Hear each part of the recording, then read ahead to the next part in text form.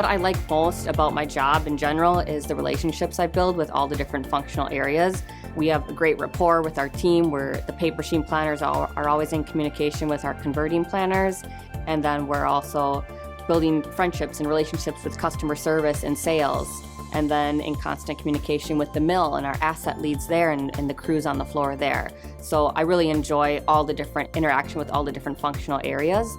And then also learning kind of that full circle of what's happening. You know, I've done a lot of different things in my 30 years here.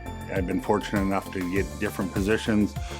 So I'm doing lots of different things. If I was coming in doing the same thing every day, I probably would have left already. For me, supply chain, what I like about it is the problem solving, thought-provoking, like technical nature of it. Everyone since joining has been super welcoming, not only here, but across the supply chain network. I saw a lot of opportunity to grow, not only as a person, but within my career.